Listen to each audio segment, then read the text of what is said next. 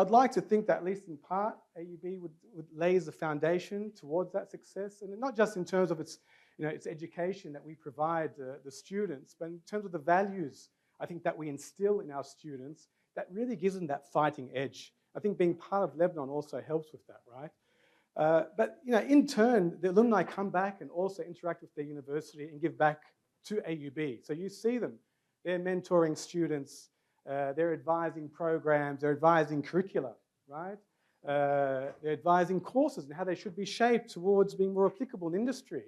And of course, a little bit of moolah on the side never hurt anyone either, right? So, so we do get financial support. We're laughing about that, but we do get financial support from our alumni, which does help a lot AUB, particularly in times like this where scholarships are being removed and what have you from our students. So what we're very fortunate with having today is 6 really great alumni from MSFEA AUB, which we're going to learn a little bit more about what shaped their career, what challenges they faced along the way, and perhaps we'll be left with some advice for our young and budding engineers and designers that are leaving AUB. So I would like to invite all our alumni panelists, please, onto the stage so we can have a bit of a discussion. So just give them a round of applause again.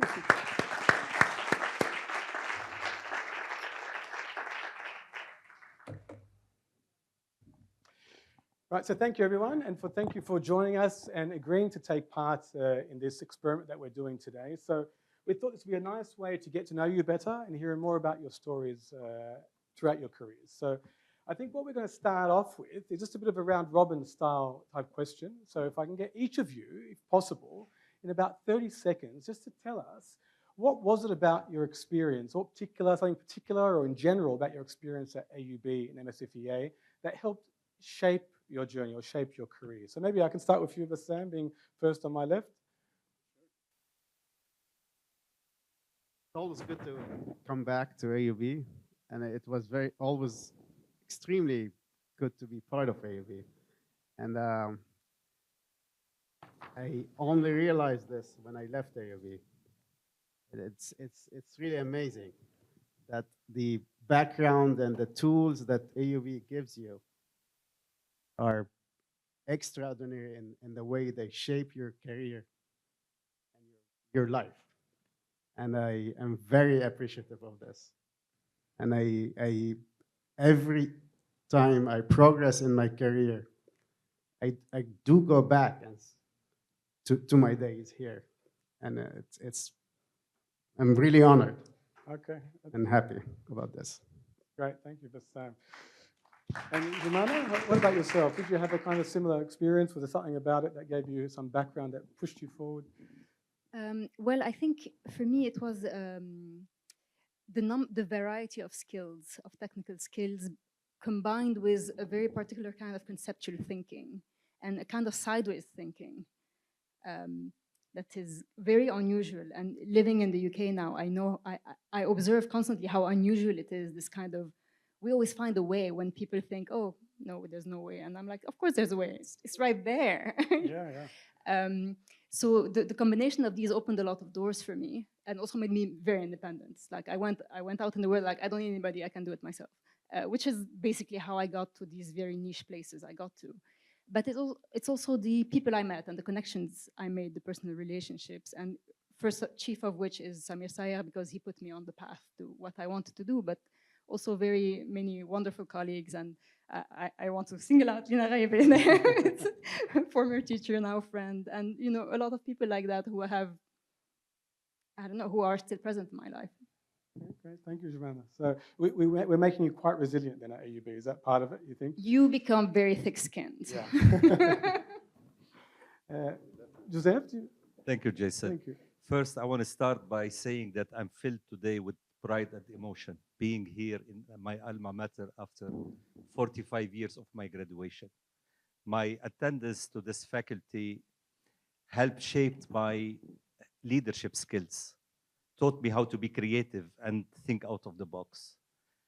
The way courses were given, lectures were made, the quality of teaching, they were all together a glide path to forging a personality filled with self-confidence, a personality that can lead and inspire, and put me on an ambitious pathway that brought me here to be with you today. Oh, thank you so much. That's beautifully summarized. So did you have a particular favorite professor from back then?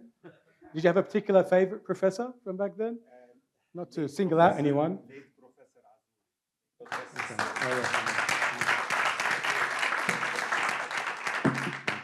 Yes, how about put the floor to you? Don't ask me the preferred professor. Because some of them are here, right? So for me, like it all started at AUB. So either the professional development or personal development. We were like the second year of chemical engineering. So we were like a small group. We were close with the professor, all the technical background they gave us, and also graduating from one of the top universities in the region, of course, opened doors for me to be able to attend good universities abroad. Okay, lovely. Thank you, Hala. We appreciate it. How about you, Nasreen? Anything that really particularly stood out? Yeah, I mean, I'd like to say, first of all, having access to this type of world-class education just at the doorstep of where we live is really special. I mean, you grow up in countries where, you know, students have to move abroad to find that level of professionalism, that level of quality in the teaching. So having the comfort of being with my family, with my loved ones, actually enabled me to focus on my studies, right? So that is special for us in Lebanon, to have access to, you know, a world-class university like AUB. And then secondly, I think, you know, some of us maybe end up growing up in a sheltered environment in Lebanon or in a certain community. And actually, Lebanon is a super rich country when it comes to the tapestry of, you know, our religions, cultures, ways of doing things. And I found that at AUB, I got exposed to this mosaic of different cultures, different ways of doing things, and all at a very high intellectual level. So you end up learning how to be inclusive at like full speed, you know, like you end up learning how to take other people's inputs to get the best solution, to get the best project, the winning project. And people who maybe grew up in a completely different environment, you learn to appreciate that. You learn to appreciate that difference. And I found this to be the skill that really helped me, you know, basically I felt I could land on my feet, you know, wherever I was, no matter how diverse the environment, because I, you know, learned how to do this at AUB. So that was really special. Thank you. So similar, so it's making us resilient. It's this diversity. Good. Okay. So it's the diversity at AUB and the challenges we face. Like I'm getting this common theme, right? That's helping us build into better people, apart from the education, right? So it's. Okay. And Nash, lucky last on the list. Thank you, Jason. Give me please 5 seconds to thank you and thank Dr. Shahadi and the esteemed ECE faculty for this great honor today. I'm thrilled. I mean, I still, after almost 27 years, feel the sense of innovation across this hall. Reflecting back on my experience at AUB, well, I said ABB because I joined ABB first. I think reflecting back, I can say this has definitely been pivotal in terms of shaping my career. This is a university which fostered an environment of critical thinking, diversity, and that has been definitely crucial to shaping up my career. I still recall, I don't know if this is still the case, but we were put under tremendous time pressure when we were challenged with problem solving. And this, of course, have helped us build a sense of agility and flexibility. And but what was more unique about the experience, I think it has been also touched upon by Dr. Shahadi and Dr. Khoury, the fact that you are living in this environment, in the macro geopolitical environment, I think we develop sense of resilience, ability to stay grounded and perform even when conditions are not ideal. And this kind of mindset, I must say, has been the most valuable tools which I still carry with me today when I adapt and lead through complexity and change. So this combination of technological foundation, tech foundation, and the social skills, diversity, resilience has been definitely contributing to my career. Thanks again, AUB. Thank you, Nashad. I think I think you summarized all the points quite well for everyone. So I think we always complain about Lebanon and what happens in Lebanon, but it actually does build us to be, I think, better people in the end. We are able to take on those challenges a lot better, and combined with this amazing educational system, professors and environment we have, it really builds into some really strong graduates. Not that I'm saying that every other university doesn't build strong graduates, but we have a special flavor here at AUB. So thank you to all of you. So, Steve, maybe I'll come back to you for the next part. So we talked about AUB and how it's given you the foundation, I guess, to propel or move forward in your career. Was there a turning point during your journey after you've graduated and you've gotten into your experience now that kind of made you who you are today and the director at Jacobs Solutions? I think it should be on, and there's a lot of microphones here. Yeah. Okay. Okay. Go ahead. A special turning point in my career. Probably some 13 years ago, I was working on one of the stations on the Crossrail project in London, on Farringdon Station. I was 33 years old, and I was offered an opportunity to become a project manager on that station. That was a big job, a £500 million project. And I remember at that point, thinking, can I do it? Like, why me? Like, why are they choosing me to be a project manager? I'm the only non-native English speaker amongst that leadership team. And you know that you had that imposter syndrome, like, oh my God, like, should I say yes? Should I just say I'm not ready? Give me another couple of years. And I remember having a couple of discussions with friends and a mentor at the time, and saying, well, of course I'll go for it. Like, I never say no to an opportunity. But the big question was, okay, now do I need to adopt my leadership style to be more like the other leaders? Like, what is the recipe to success? And over a few months, really, I realized that the important thing is to be authentic as a leader. So I stuck to my way of doing things, which is maybe different to others, which maybe was frowned upon at times, but actually resulted in, kinder teams, friendlier teams, and way more performing teams.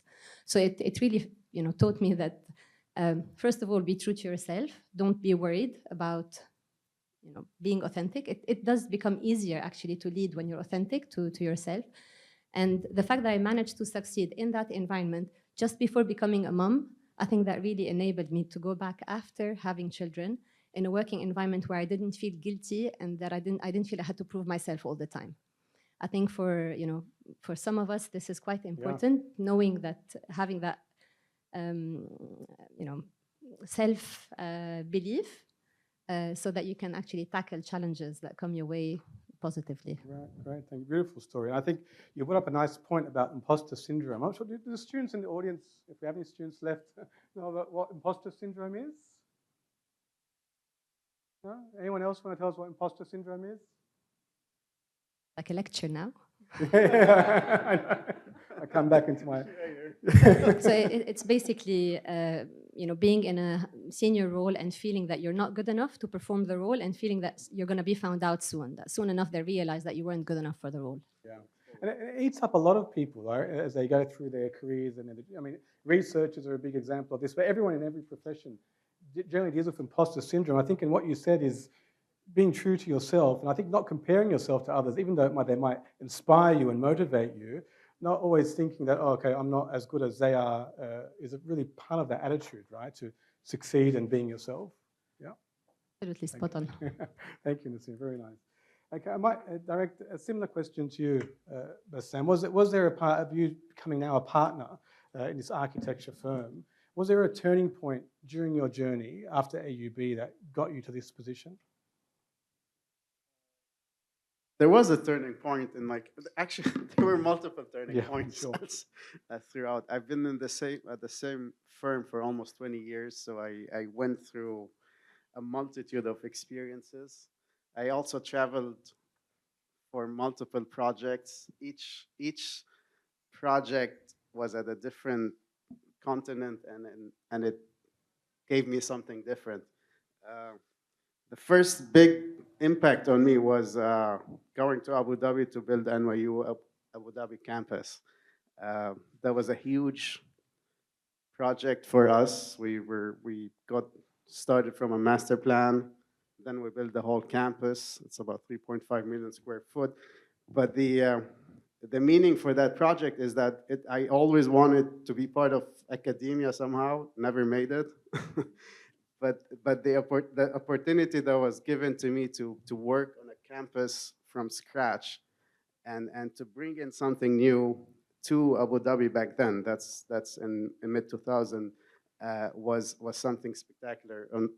Has a personal impact and a career impact. I mean, I was still early on, and I was given this huge responsibility to lead the infrastructure portion of the campus, which is everything below grade that no one looks at. But at the same time, because of how the campus was designed, it's vertically stacked. So every single building, every single function, starting from the residences to the classrooms, to the faculty offices, to the plazas, to the parking, and the mechanical system and electrical systems were all related. So somehow I was in this position that I had to manage and coordinate all of these things together. Threw you into the deep end, you're saying. Yeah. So this project that kind of built your vigor and your leadership. I wouldn't say it was the imposter experience, but it was, I can do this. Yeah. Though that I thought that I couldn't do it, but I was able to do it. So take up the challenge. That's the message, right? Yeah, if you get something big, just take it on. Just take it. I mean, this is part of the thing that we learned here is when you're given an opportunity, you just have to take it because you can do it. You'll be scared, which is okay, but then take it, do it, and you'll succeed. I guarantee you. You can't win without trying, right? Definitely. Definitely. Great. Thank you very much, Sam. Very nice. So I'm going to change tacks a bit and come to you, Nashat. Okay. So you're a professional music orchestrator, you're a composer, you're a producer, and you're a player. Is that it? I mean, what about music, video editing, actually, and directing? That's my main profession. And during the coffee break, I do some engineering. Okay. I mean, but the main thing is you didn't take on all musical fields. I'm very disappointed in you. But anyway, but what we want to see is, I mean, if you haven't seen Nashat's work, he's got some amazing pieces online. Just look him up. He's everywhere. And I thought we'd listen to one of his pieces, just for a short bit of it anyway. Technology, come on. This is called Phoenix.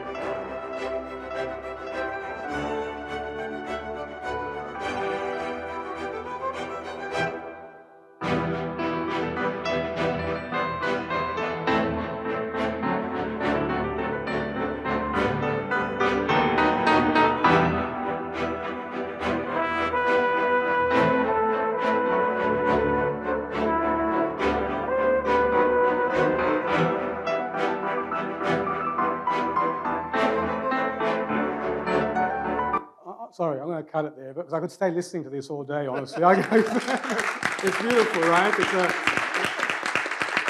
Do go back and watch it. It's a very powerful and inspiring piece. So thank you very much, Nashat, for putting that together.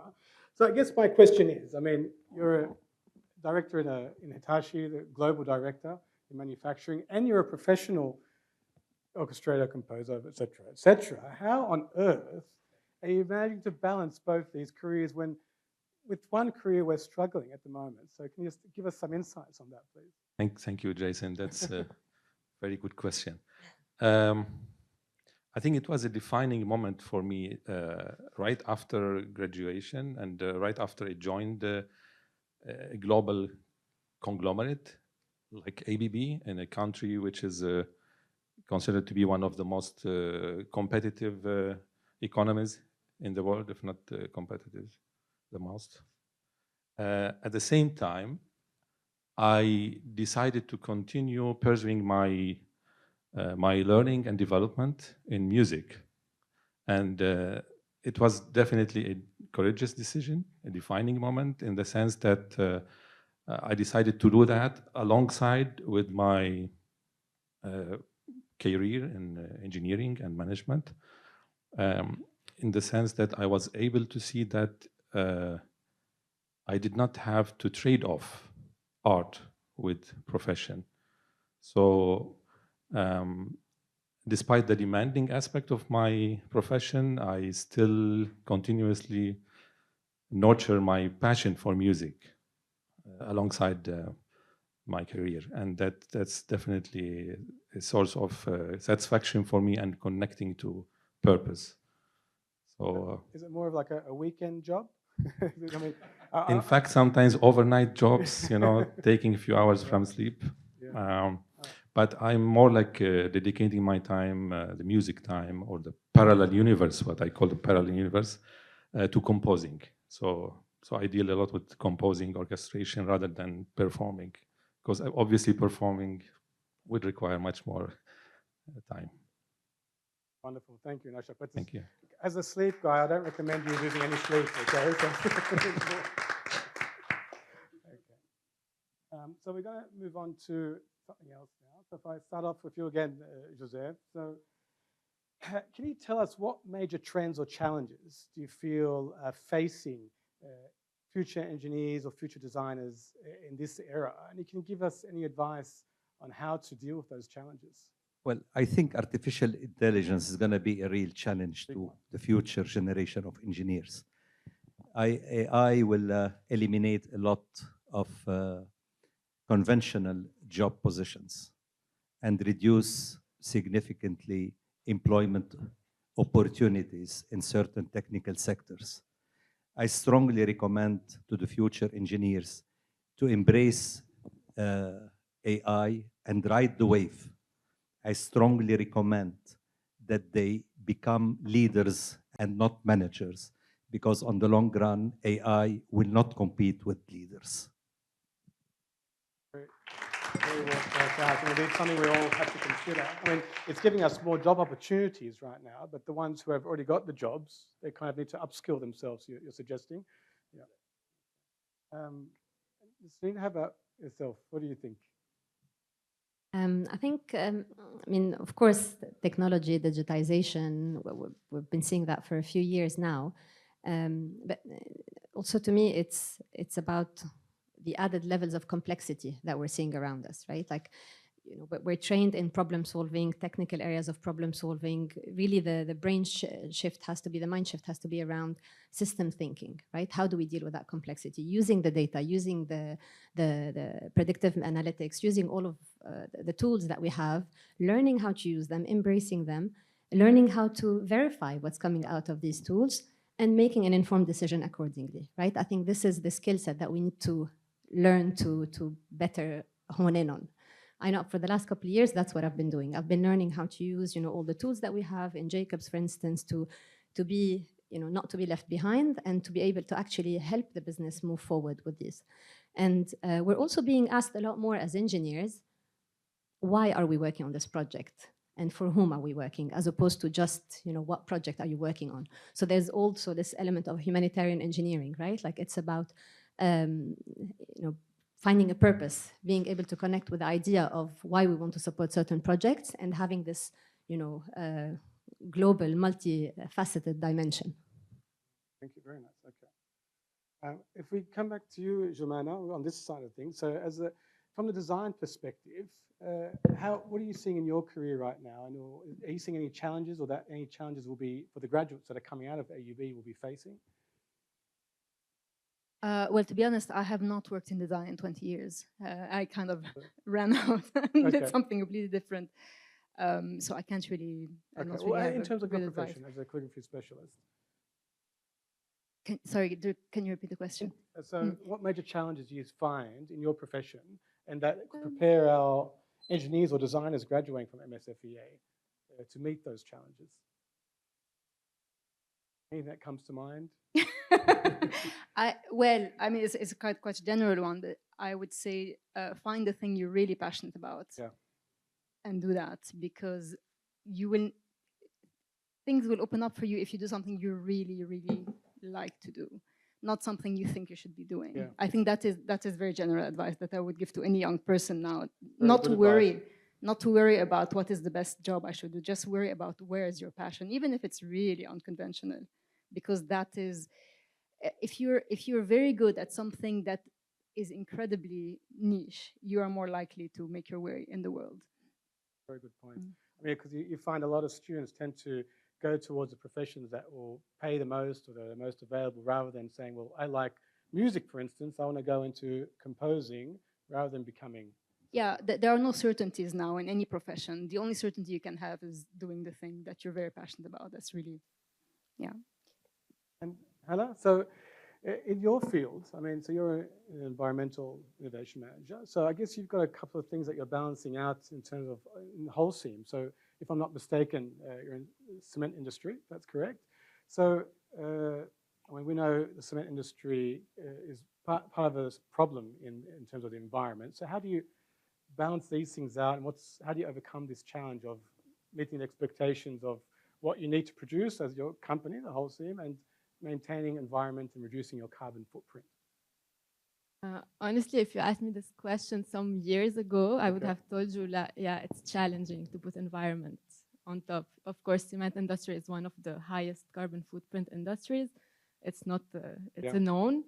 But now seeing the trend of sustainability and everyone, like investors, communities, like sustainability is at the core of the industry right now, and it should be, or else it will not move forward. So for us now, like creating new, like lower carbon footprint products, and like focusing on the processes, how to reduce emissions, pollution, etc., is how to say, like mandatory. It's required. It's not, before it was like a nice have, or no, like only the environmental person do it. Now, no, everyone needs to do it. Part of every company's agenda, Yes. right, to help reduce their carbon footprint and impact on the environment. All right, I know we are running out of time, so I want to finish off with one last quick round robin question for our entire panel. I know it's been very interesting so far, so thank you.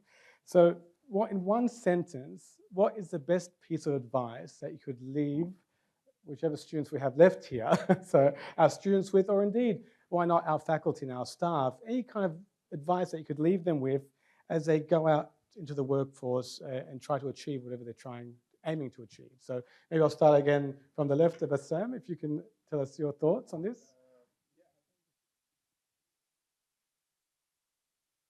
And with no fear, just do it. Do what you love with no fear. Yeah. Nice, very nice. That's what I would say. Don't take advice from anybody who hasn't proven they know what they're talking about. Yeah. Good one. Well, I just want to tell the future engineers that engineering has no boundaries. It's a mindset. It's a creative approach to reality. In a world full of turbulence, instability, and disruption, I believe it is the best professional enabler you can have and the most solid background you can have to pursue any career you want in the future. And moreover, if you acquire it from the Maroon Sam'an Faculty of Engineering and Architecture. Thank you. I would say just take advantage of being young. Like, you're young, take chances. It's fine to make mistakes. It's not the end of the world. I know how it can feel. Like, I got rejected, it didn't go as planned. It's fine. You have time. And yeah. Very good advice. Thank you, Alex.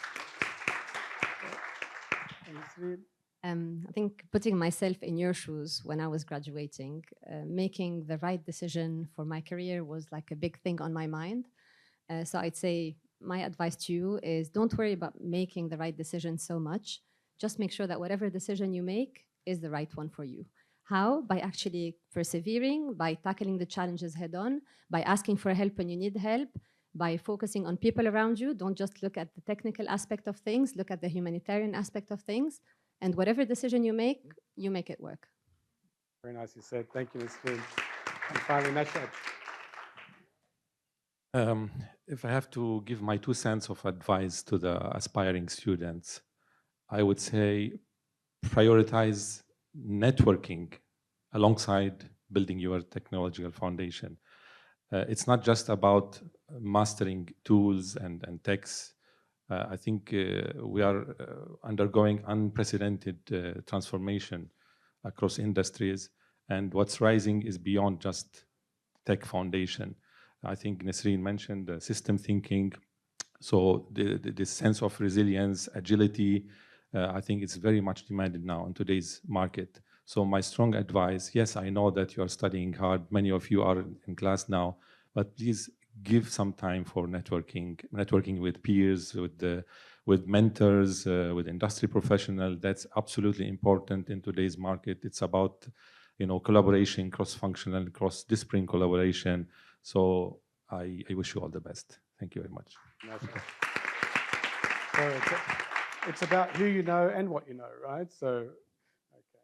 Now, I know we're getting towards the end, but given that we started a bit late, I don't mind eating away into the alumni mixer for 5 minutes, just so I can open up the floor to the audience. Okay, does anyone have any hankering questions they'd like to ask any of our panelists? Please don't hesitate. That way we can all benefit from it. Who's willing to teach at AUB for a term? Is this voluntary, Muna? Music, you mean music class? Hello, I'm Nadine Darwish, perhaps the only member from medicine here. Really amazing. I'm so happy I made it today. I mean, I had to cancel things to be with you. My question is, you're all amazing. And throughout, I was listening to all your talks, and I'm wondering who's willing to come back to Lebanon. We all need you. You're amazing. The different domains, all of you, whether environmental, manufacturing, infrastructure. I mean, I'm looking at your expertise, calligraphy, all of this. We really need you. If you have time, any time in the future, Lebanon needs you.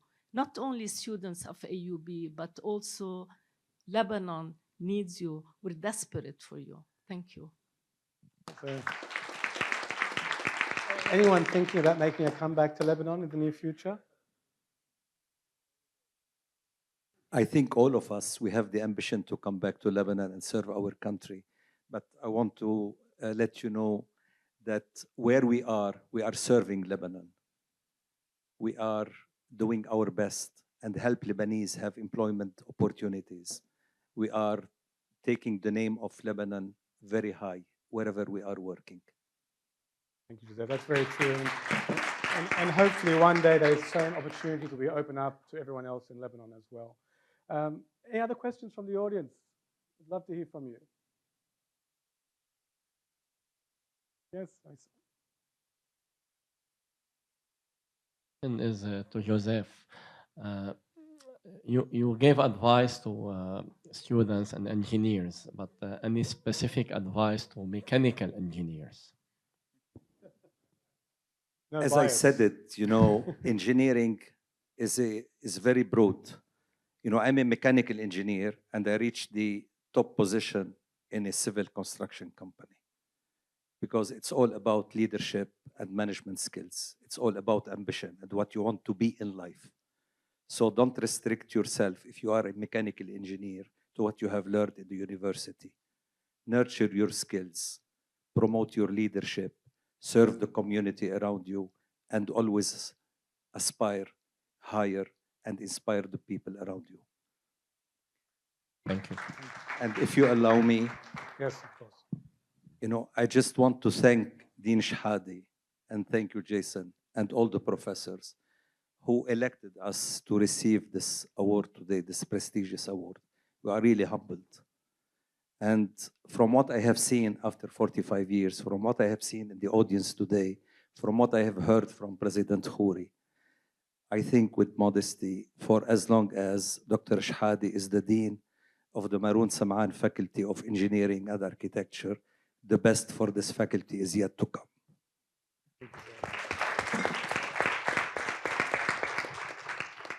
Okay, if there are any other questions before we move on?